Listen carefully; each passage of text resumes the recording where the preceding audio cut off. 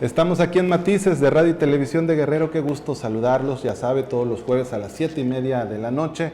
Una interesante entrevista, una interesante charla para conocer los rostros de aquellos que le aportan algo positivo a nuestra sociedad. Y por eso agradezco mucho que esté aquí con nosotros el día de hoy Mariela Díaz Sandoval. Ella es coordinadora de la maestría en Ciencias Políticas de este Instituto Internacional, bueno, del IEPA, pero es Instituto Internacional de Estudios Políticos Avanzados, Ignacio Manuel Altamirano, ¿no? De la Universidad Autónoma de Guerrero. Y vamos a platicar con ella, pues, de muchos asuntos que tienen que ver con estos estudios, los apasionados del estudio de la política, ¿verdad? Los politólogos, ¿está bien dicho? Sí, politólogos y politólogas. Particularmente en la maestría, pues ya van más avanzados, ¿no? Ya estamos hablando del posgrado. ¿Cómo se encuentran actualmente? Me refiero a, por ejemplo, los chicos o los jóvenes interesados en estos temas. Siempre es importante la profesionalización más de un sector como es la política, no solo la administración pública, sino entender muy bien estos temas, ¿no? Sí, a mí me gustaría hablar un poquito de la maestría, como para contextualizar. Es la primera maestría dedicada al estudio de la política en Guerrero, la única maestría en ciencia política de la entidad. En la Ciudad de México tienen 3, 4 maestrías en distintas universidades, centros de investigación CONACYT, pero nosotros tenemos esta maestría que además, cuando todavía existía el Programa Nacional de Posgrados de Calidad, logró el nivel consolidado, la única maestría en ciencias sociales en la universidad que logra el nivel consolidado. Entonces, bueno, es una maestría dedicada a la investigación. Por supuesto, como bien comentas, es muy importante la profesionalización del ejercicio político, ¿no? Es una aspiración de la maestría poder contribuir ahí, o bien también aportar recursos humanos para que sean capaces de entender lo que está pasando no solo a nivel nacional, sino las distintas problemáticas en el orden local. Y sí es una maestría con muy buen nivel, que he de decir ya estamos en nuestra 11ª generación, así que bueno, nosotros el perfil que estamos considerando para que puedan estudiar la maestría es primordialmente ciencias sociales, de derecho, sociología, economía, evidentemente ciencia política. Y bueno, me complace mucho estar aquí para que podamos platicar de estos temas, de cómo nosotros nos hemos relacionado con el ámbito político aquí por medio de la educación. Ahorita mencionabas un tema muy importante, ustedes los únicos en Guerrero. Luego hay quien dice, bueno, yo me tengo que ir al extranjero, ¿no? En algunos casos, o otros justamente a la Ciudad de México para poder capacitarse en esos temas, pero que la máxima casa de estudios, en este caso la Universidad Autónoma de Guerrero, ofrezca este servicio, lo voy a considerar así, porque finalmente es un servicio educativo, ¿no? En medio de tantas profesiones que tenemos ahora, capacitarse en estas áreas es bastante necesario, ¿no? Sí, por supuesto, y sobre todo porque, como ya te decía hace un momento, es una maestría de investigación. Es decir, que nosotros formamos recursos humanos que sean capaces de poder generar problematizar sobre distintos ámbitos de la política, pensando desde una perspectiva comparada, desde perspectiva histórica. Entonces, sí es interesante, ¿no?, pensar en que tenemos acá un espacio en donde hablamos de política de manera seria, con un núcleo académico, pues con todos los profesores y profesoras que forman parte de él, son reconocidos por el Sistema Nacional de Investigadores. Investigadoras. Ahora que hablamos de la parte de investigación, mencionabas hace rato el CONACYT, ¿no? O sea, los que están ahí, los que entran a la maestría, también reciben la beca, por ejemplo, y lo pregunto por los cambios recientes que hubo en el CONACYT. Mucha gente tendrá todavía dudas de si va a seguir funcionando de la misma manera, ahora que tiene otro nombre, pero yo lo dejaría como que es una excelente alternativa, pues que estés recibiendo un beneficio, no voy a decir un pago, pero sí un apoyo mientras estás estudiando o investigando, porque pues no es cualquier cosa, es un trabajo a veces de tiempo completo, ¿no? Porque finalmente a veces no puedes trabajar y estar trabajando en la tesis, estar estudiando, requiere mucha atención. Yo sí me atrevo a decir que la mayoría de quienes conformamos el núcleo académico estudiamos gracias a una beca CONACYT. Hicimos estudios de posgrado, de maestría y doctorado gracias a una beca. Por tanto, pues es muy valioso porque te da la oportunidad no solamente del ocio, que es importante para la vida, sino también pues que tengas tú la solvencia para poder comprarte un equipo de cómputo, para poder comprar libros. Es decir, sí se trata de un apoyo pues bueno, ¿no?, para poder estudiar de tiempo completo, y nuestra maestría es categoría 1, es de investigación, por tanto, pues sí es susceptible a recibir, a que quienes postulan reciban una beca. Ahí Somos categoría 1. ¿Tienen que estar pendientes de las convocatorias? Sí, en cuanto ingresan a la maestría, la convocatoria de becas se abre, ¿no?, y entonces ya postulan los estudiantes de manera individual. Antes era distinto, porque te postulaba la institución, ¿no? Ya tú no tenías que hacer mayor trámite que generar tu CBU del CONACYT.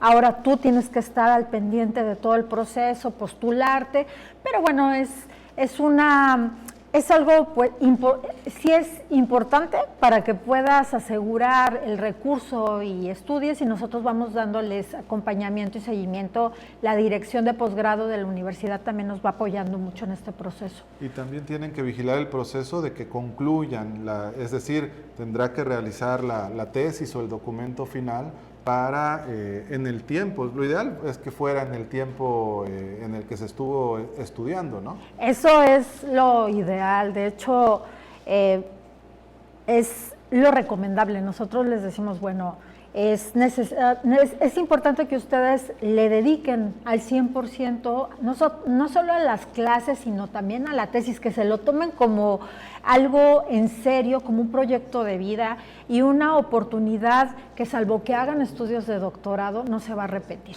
No se va a repetir en estas condiciones de tener una beca que te otorgue el consejo, el CONACYT, ¿no?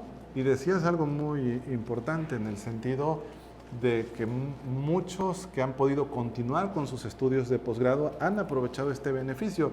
Yo, más allá de si es un pago, porque de repente alguien dirá, lo voy a ver como una alternativa de emplearme estos años. Puede ser, pero finalmente pues nadie te paga por estudiar, ¿no? Y en un país y en un estado donde la investigación, pues lamentablemente no está en primer punto. Bueno, ahora que tenemos una presidenta científica y todo lo que se puede decir, creo que se va avanzando, se va cambiando ese paradigma, ¿no? Pero ha costado mucho trabajo. Sí, muchos lo dicen así, bueno, me están pagando por estudiar, ¿no? Y hasta se escucha como privilegio, ¿no? Te pagan por estudiar, pero sí considero que es un recurso bastante, bueno, te permite vivir tranquilo. Dignamente, ¿no? Ajá, tranquilo, que te dediques a estudiar, que puedas tal vez hasta aportar en tu familia, ¿no?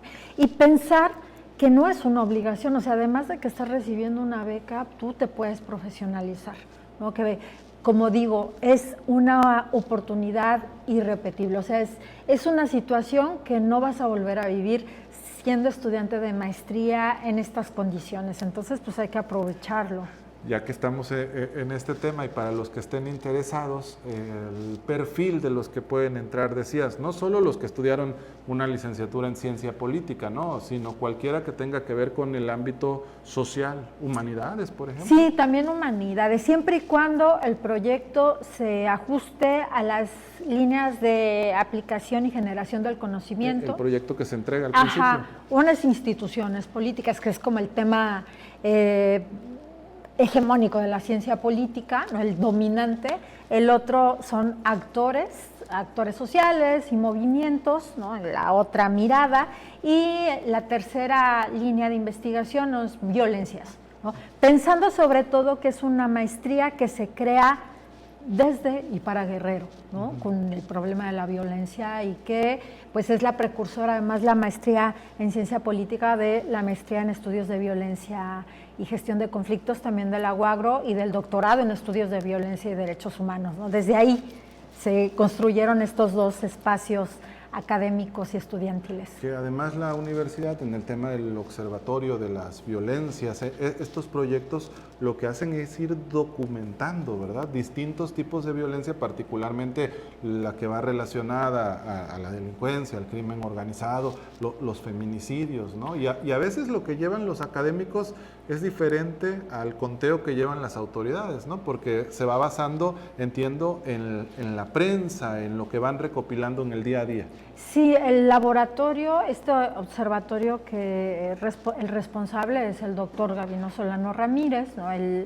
Se construye este espacio gracias a un financiamiento que se obtiene por parte del Consejo Nacional de Ciencia y Tecnología en ese momento, y que ahí se sistematizan una gran cantidad de datos para entender, comprender y explicar las violencias en Guerrero, ¿no? Entonces, si no solamente es mostrar cómo está la situación, sino preguntarnos qué explica, ¿no? Cuáles son los patrones, cómo podemos comparar estas situaciones con otras, y esa es la valía del ¿Y proponer soluciones se vale? Sí, por supuesto. ¿Dentro de las problemáticas de la investigación, de la tesis? Claro, el Marx decía que los filósofos se preocupaban por comprender el mundo y ahora habría que transformarlo, ¿no? Pensando en este objetivo de la filosofía de la ciencia, el observatorio sí tiene como propósito dar un panorama, entender, explicar. Para poder dar soluciones es necesario tener una buena descripción, decían Almond y Verba. Explicaciones, entender o identificar qué es lo que está causando en perspectiva comparada para poder proponer. Voy a ir a una pausa, pero al volver hablamos del temario en general, o es decir, lo que se puede aprender durante esos, ¿son 2 años o cuánto? 2 años. 2 años, platicamos acerca de eso, y también vamos a preguntarle aquí a la directora sobre el tema de su trayectoria, ¿no? Cómo llega a encabezar estos trabajos, así que hay mucho de qué platicar. Supongo que es apasionada de la política, ¿no? De los temas sí, que tienen que ver con los partidos políticos. Bueno, seguimos con esta interesante charla al volver de la pausa.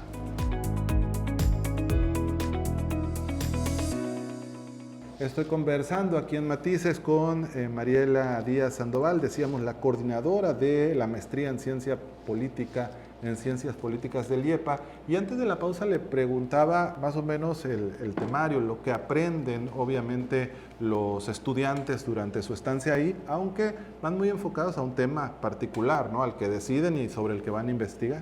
Sí, a una de las líneas de generación y aplicación del conocimiento, que como comentábamos es instituciones, actores y movimientos y violencias.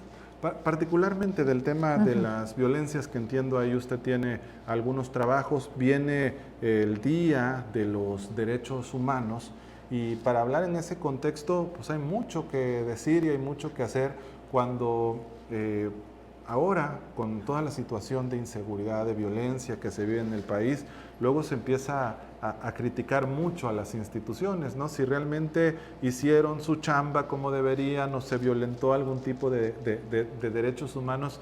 Yo creo que en un país democrático como México, lograr ese equilibrio, ¿no?, entre que una corporación policíaca, llame el Ejército, Guardia Nacional, pueda actuar de cierta manera sin violentar los derechos humanos, ¿no? Que no haya esas lagunas para que alguien pueda salir de la cárcel argumentando que no se realizó bien el debido proceso. Sí, y es que, bueno, hay un contexto de violencia, eso es innegable, pero por otro lado también tenemos un contexto de democracia, ¿no?, que ya es uno de los temas vinculándolo con la maestría en ciencia política, donde nosotros hacemos estas conexiones para entender qué está pasando. O sea, porque si hay democracia, ¿no?, tenemos más violencia y además tenemos violaciones sistemáticas a los derechos humanos. O sea, hablamos de esas violaciones y de delitos de lesa humanidad en la década de los 60, en la década de los 70, que además Guerrero tiene una historia... Bueno, la guerra sucia, los vuelos de la muerte, ¿no?, que ahora con el expediente que se reveló, ¿no?, que ya sí, más o menos se tiene una idea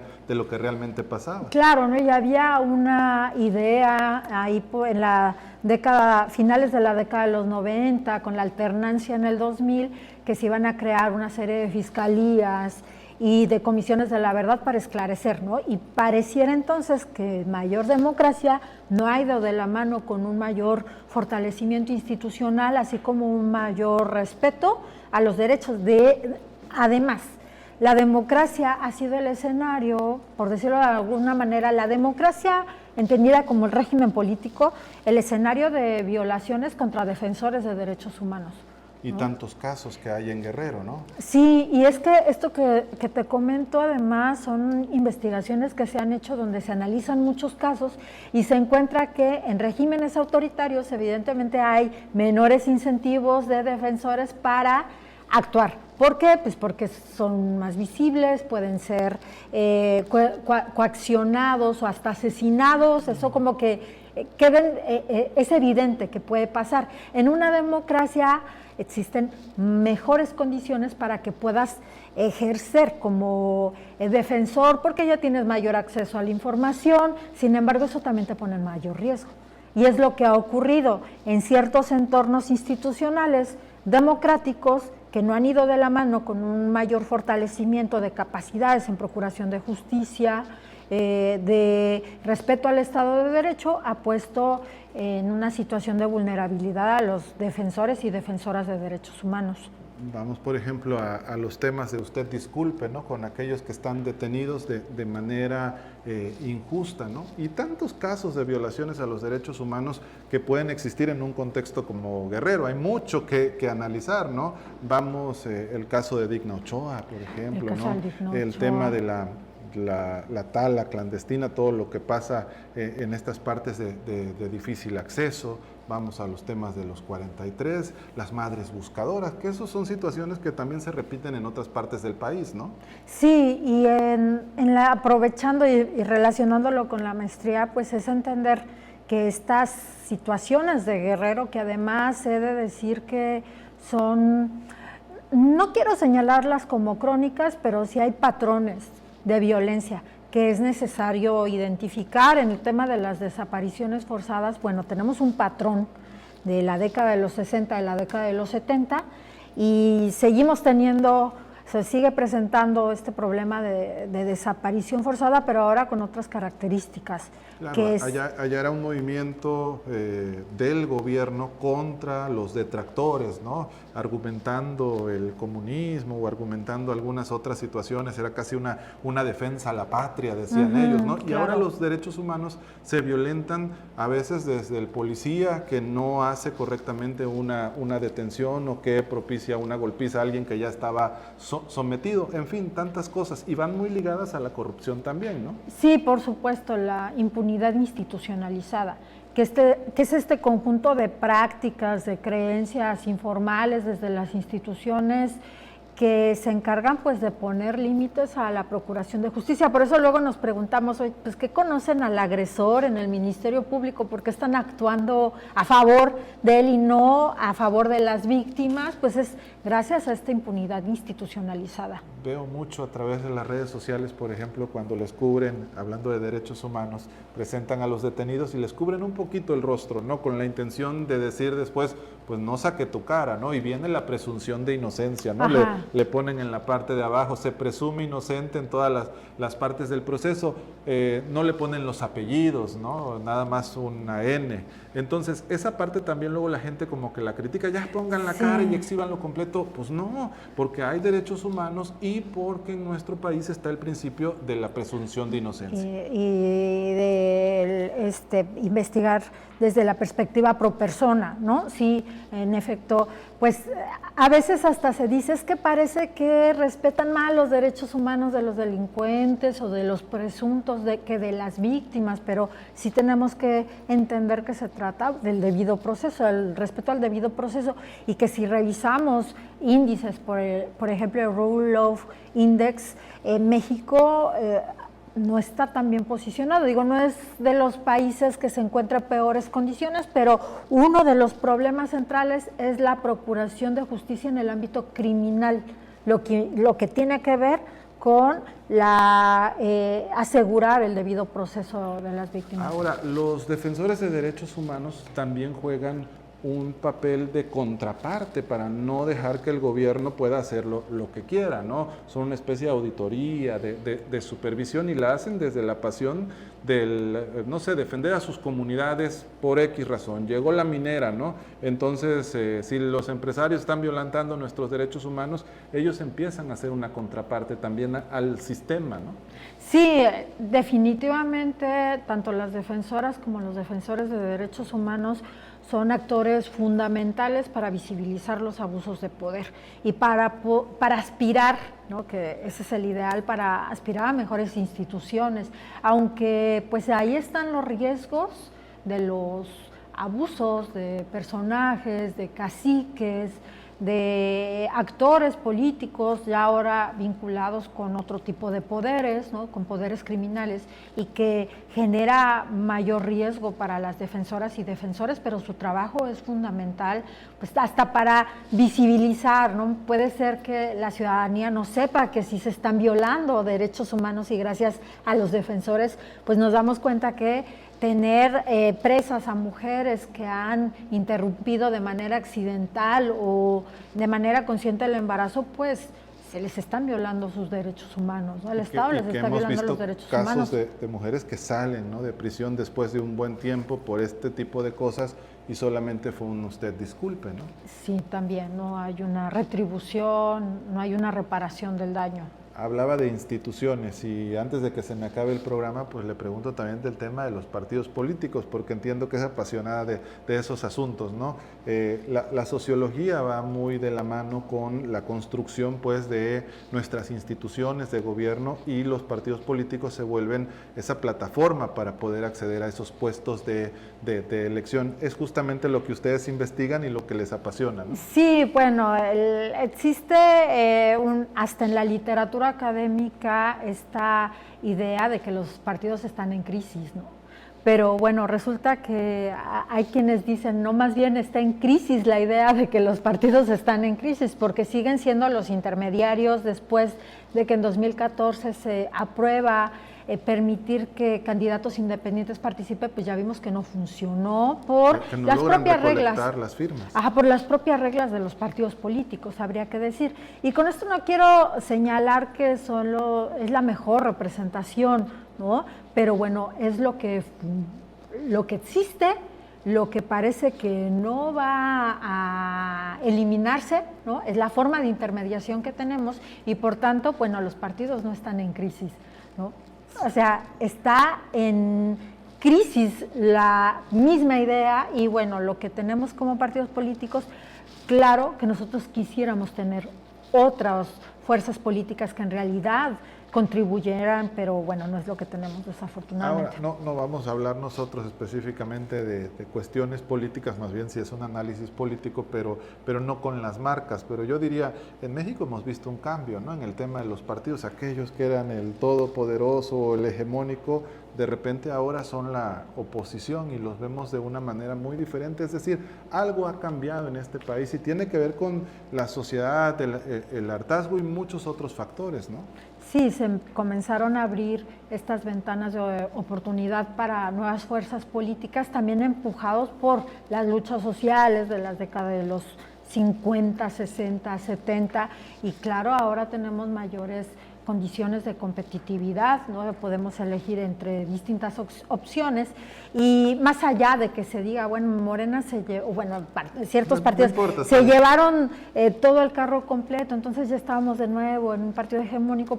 No es un partido hegemónico. Bueno, ahora discutimos sobre representación, por ejemplo. Sí, ¿no? Estamos en un pluralismo moderado, ¿no? ¿Así lo llamaría? Sí, pluralismo moderado, no un partido hegemónico. Ahora, por ejemplo, los partidos satélite, ¿no?, que ahora con las coaliciones, ¿cómo lo perciben ustedes? ¿Qué viene hacia futuro en el tema de la política partidista en México, ¿no?, con este, pues, gran partido, pero también con los aliados y con esa oposición que pareciera ahorita bastante débil, pero ahí están, ¿no? Sí, y es que esos partidos satélite, que en algún momento les denominamos así, ahora se han convertido en fieles de la balanza en la aprobación de iniciativas, por ejemplo, en la reforma al Poder Judicial, ¿no? Ya no son simples actores colectivos que se benefician de la coalición con el partido mayoritario, sino que ahora hay una relación simbiótica entre partidos minoritarios y los partidos más grandes que han generado esto que se llaman partidos cártel, impedido la participación de nuevas fuerzas políticas que han intentado en cada elección intermedia incluirse en el sistema de partidos y pues ya no les es posible por estas mismas relaciones simbióticas entre los partidos denominados pequeños hasta hace un tiempo, porque ya superaron al otro partido mayoritario, el PRD, ¿no? Que hasta desapareció, ¿no?, a nivel nacional. Sí. Para hablar del programa se me acaba, pero para hablar de todos estos temas, obviamente las cuestiones partidistas, las cuestiones de las violencias, el análisis que se hace desde el aula, desde las academias, pero también para platicar sobre los derechos humanos y todo este esfuerzo que se realiza. ¿Cómo acercarse a ustedes? ¿Cómo los buscamos en las redes sociales? Aquellos que nos están viendo en este momento y dicen, eso de lo que están platicando hoy en Matices a mí me interesa, me quiero acercar al IEPA, a la Universidad Autónoma de Guerrero. Sí, bueno, nos pueden encontrar en la página de Facebook de la Maestría en Ciencia Política, también en la página de Facebook del doctorado en la Maestría en Violencias y Derechos Humanos.